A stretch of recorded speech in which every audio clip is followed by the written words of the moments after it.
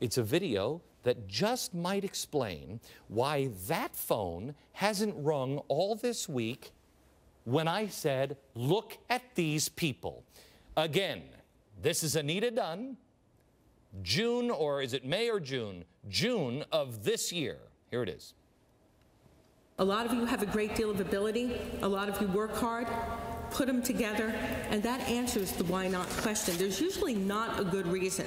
And then the third lesson and tip actually come from two of my favorite political philosophers, Mao Tse-tung and Mother Teresa, not often coupled with each other. But the two people that I turn to most to basically deliver a simple point, which is you're going to make choices. You're going to challenge. You're going to say, why not? You're going to figure out how to do things that have never been done before. But here's the deal. These are your choices. They are no one else's. In 1947, when Mao Tse-tung was being challenged within his own party on his plan to basically take China over, Chiang Kai-shek and the nationalist Chinese held the cities. They had the army, they had the Air Force, they had everything on their side. And people said, how can you win? How can you do this? How can you do this? Against all of the odds against you. And Mao Tse-tung said, you know, you fight your war and I'll fight mine. And think about that for a second. You know, you don't have to accept the definition of how to do things, and you don't have to follow other people's choices and paths, okay? It is about your choices and your paths. You fight your own war. You lay out your own path. You figure out what's right for you. You don't let external definition define how good you are internally. You fight your war, you let them fight theirs. Everybody has their own path.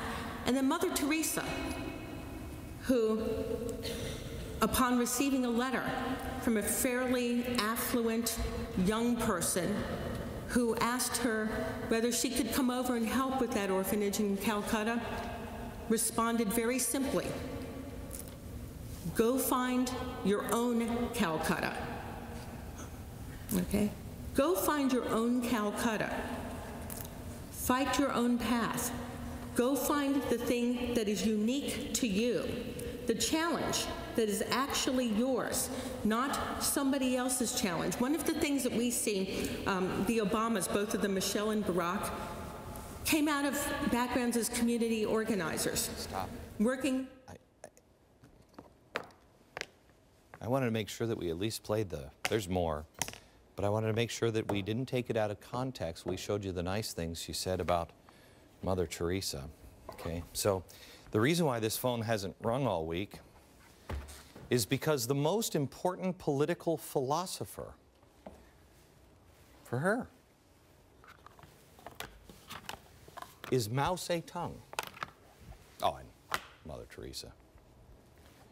The guy responsible for more deaths than any other 20th century leader is her favorite philosopher? How can that man be your favorite anything? He killed 70 million people. That would be like me saying to you, oh, you know who my favorite political philosopher is? Adolf Hitler. Have you read Mein Kampf? Just fight your fight, like Hitler did. It's insanity. This is her hero's work. 70 million dead. She thinks of this man's work all the time. That was a quote. Could you please put the gulags back up here? Could you please put the images back up here of China, please? While I remind you, the gulags, not that picture. Give me the picture of the Chinese and the brutality, the gulags, the re-education camps. And he's your favorite? America? How many radicals is it going to take? How many radicals surrounding our president will it take before you understand that when the president says he wants to transform the country, oh, he wants to transform it all right. Progressives don't care what you think. They will drag you to reform if they have to. But we're not just talking about progressives now. We're talking about revolutionaries that idolize Mao. You tell me the difference between these phrases. Castro, revolution first, elections later. Mao, people who try to don't commit suicide, don't save them. China is so populous that we can do without a few people. What is the difference between that and the clip I'm going to play for you next?